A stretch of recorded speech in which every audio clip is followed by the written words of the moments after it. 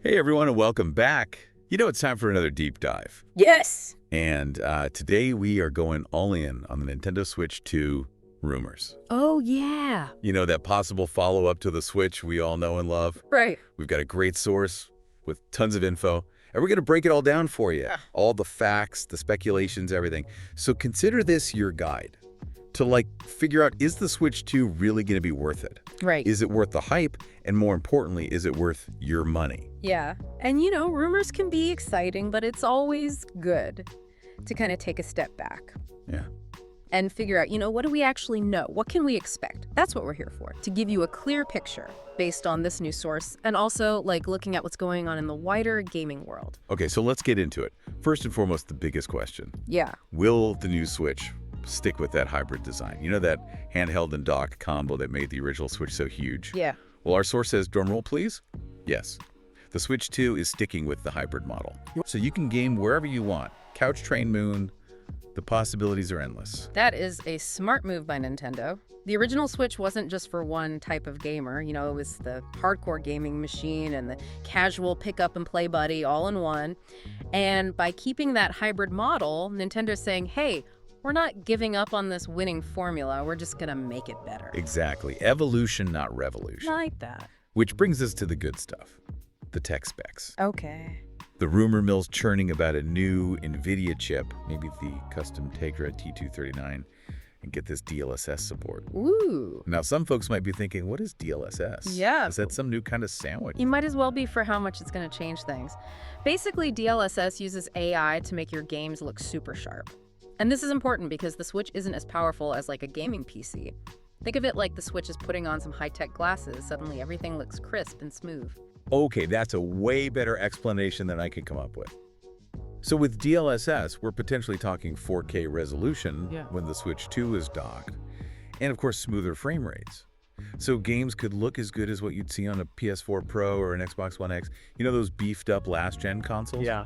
Now to be clear, it's probably not going to match a PS5 or Xbox Series X, but for a handheld, that's pretty amazing. Right, it's all about power and portability, and DLSS helps them find that sweet spot. It's like squeezing a sports car engine into a compact car.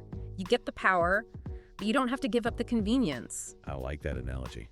And don't forget about the other cool things our source mentions, like an 8-inch screen and faster load times. Right. You might think those are small things, but trust me, they make a huge difference in how much you enjoy the game. Oh, absolutely. Remember those loading screens in Breath of the Wild? Oh, yeah. It felt like they took forever.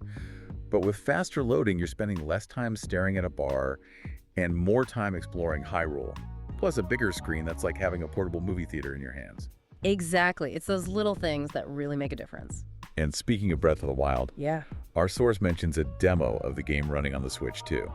At 4K, 60 frames per second. Glorious. Now, before we all get too excited, Right. we have to remember this was a tech demo, Yeah.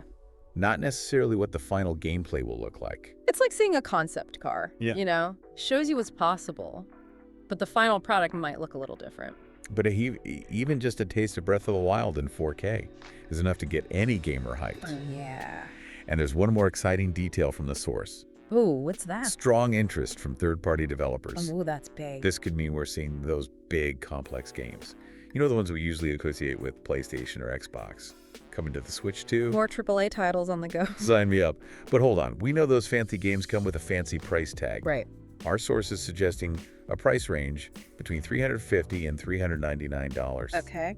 Does that feel reasonable for what we're hearing? Well, if you compare it to the current Switch OLED, which is about $350, it seems like Nintendo's trying to find a good balance. They want to attract people upgrading from the original Switch, but they also want to bring in some new players too. Right, so they're casting a wide net. Exactly. But let's be real, $350 to $400 is still a lot of money. It is, and that's why Nintendo needs to make sure the Switch 2 feels like a big step up. It can't just be about raw power, it's about those quality of life improvements, a solid lineup of games, and that special Nintendo magic that we all love. Well said. We've covered a lot here, but there's still so much more to talk about. Oh yeah. We'll be back in part 2 to dive even deeper into the Switch 2 and its potential impact on the world of gaming. See ya then. Welcome back. Okay, so last time we really dug into the all those potential specs and features. But now I want to kind of zoom out, look at the big picture. What could the Switch 2 mean for like the whole gaming world? Right, the original Switch was a total game changer. I mean, it shook things up, brought in a whole bunch of new players. Can the Switch 2 pull off that same trick? That is the question, isn't it? I mean, the gaming landscape is so different now than it was. Yeah. When the original Switch came out, we've got, cloud gaming is becoming a thing. Services like Xbox Game Pass are huge. Mobile gaming is still a giant. So where does the Switch 2 even fit into all of this? Yeah. Is it going to go head-to-head with the PS5 and the Xbox Series X, for those hardcore gamers? Or is it going to carve out its own path? Yeah. Like the original did? It's a really interesting question, and it all comes down to what is Nintendo's strategy. They've always done things their own way, focused on innovative gameplay, those classic Nintendo experiences, rather than just chasing like the most powerful hardware. And from what we're hearing, it seems like the Switch 2 is sticking to that same playbook. It's not about being the most powerful. Right. It's about refining what makes Nintendo special. Those family-friendly games? Yeah. The inventive gameplay mechanics, and just that like undeniable Nintendo charm. Exactly. I mean, Nintendo has those massive franchises, Mario, Zelda, Pokemon. They're almost guaranteed to get people excited and buying consoles, so they don't have to win like the graphics war, because their games offer something that you just can't find anywhere else. You're right. No matter how realistic those graphics get on other consoles, there's just nothing like zooming through a Mario Kart race or exploring a brand new Zelda world. And that's where Nintendo really has that edge. They capture that sense of nostalgia, and they create these experiences that work for all ages, whether you're a seasoned gamer or just starting out. Totally. And speaking of reaching different players, our source mentioned that the Switch 2 is already grabbing the attention of some pretty big third-party developers. Oh, really? Ubisoft has confirmed plans to optimize their games for the new system. And Activision even hinted that the Switch 2 could actually rival the PS4 in terms of performance. That's interesting. That's a big deal. Yeah, this is where it gets really exciting. If the Switch 2 can really get more third-party support and offer like a wider range of games, it could really broaden its appeal. Imagine playing like the latest Call of Duty or Assassin's Creed on a handheld. That's a game changer. It would definitely address, one of the main criticisms of the original Switch. Yeah. Which was that it didn't have as many of those big AAA games. Yeah. Compared to like PlayStation and Xbox. Exactly. A stronger lineup of third-party games would make the Switch 2 a lot more attractive to players who want those different experiences. It could also attract developers who might have skipped the original Switch, because it just wasn't powerful enough.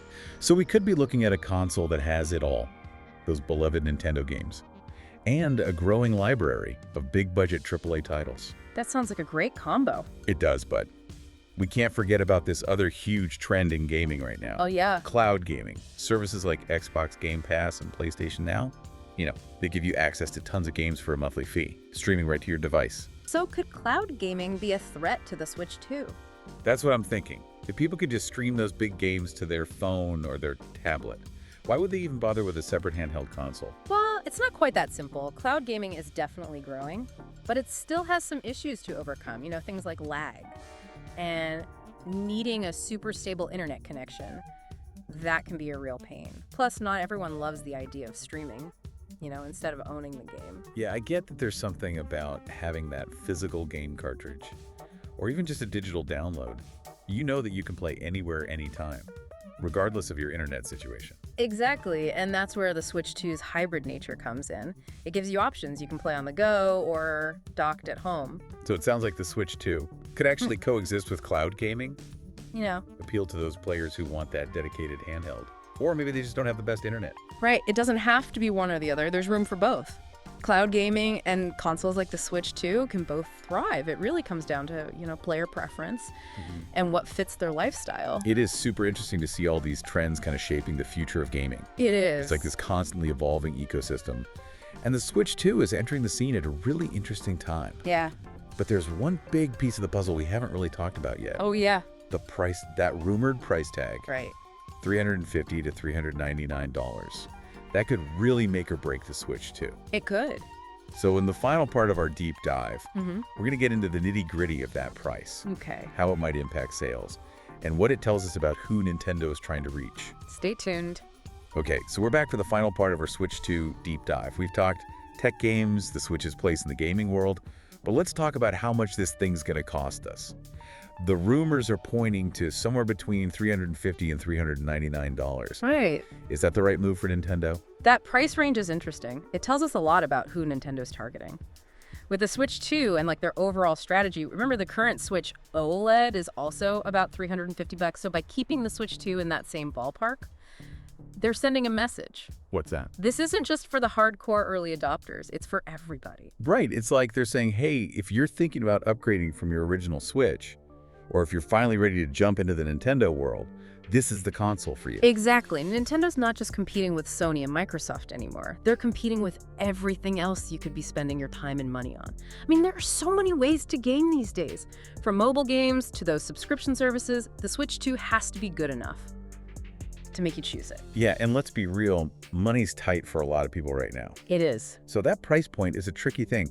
They need to appeal to those budget-conscious gamers. Yeah.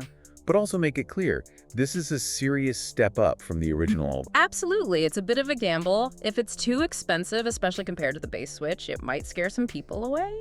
But if it's too cheap, it might make people wonder if it's actually powerful enough. Yeah, you got to find that sweet spot. And speaking of sweet spots, Okay. let's go back to those quality of life improvements. You know, the bigger screen, faster load times, and hopefully, finally, the end of Joy-Con drift. Oh, please. It might not be as flashy as, 4K graphics or something, but they can make a huge difference in how much you enjoy playing. Oh, absolutely. Those little things can add up to a much better experience. Imagine just booting up your game and jumping right in. No waiting. You're more staring at a loading screen, or not having to worry about your Joy-Cons going crazy right when you're about to win. It's about peace of mind. Exactly. But here's the thing. Even with all these potential upgrades, and a hopefully not too crazy price, the Switch 2's success comes down to one thing. What's that? The games. Hardware's just a tool. It's the software, the experiences that really matter. And Nintendo has a long history of making those games. The ones you can't find anywhere else. So what are we looking for? We want to see how those classic franchises, your Marios, your Zeldas, how do they look and play on this new hardware? Right. But we also want to be surprised. Give us those innovative, out-of-the-box experiences that only Nintendo seems to be able to pull off. Think back to the Wii. It wasn't the most powerful console, but those motion controls, that new way to play, it completely changed things. And the Switch itself, it gave us the whole hybrid concept, blending handheld and home console gaming. Nintendo knows how to defy expectations. So yeah, it's fun to speculate about all the tech and features, but the real magic is when we get those games in our hands. That's what we should be focusing on, not just numbers on a spec sheet. The Switch 2 could be amazing technology-wise, but if it doesn't have those must-have games, those experiences that make you want to stay up all night playing, it won't matter how powerful it is. It all goes back to that Nintendo magic. Well, we've covered a lot in this deep dive. The tech, the potential, the price, everything. But before we go, I want to leave you with this. Okay. Nintendo has a history of surprising us. They do.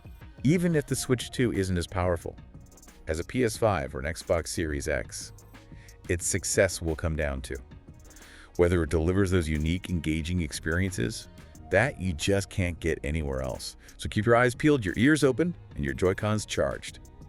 We'll be back soon with more deep dives into the world of gaming and tech. Until then, happy gaming.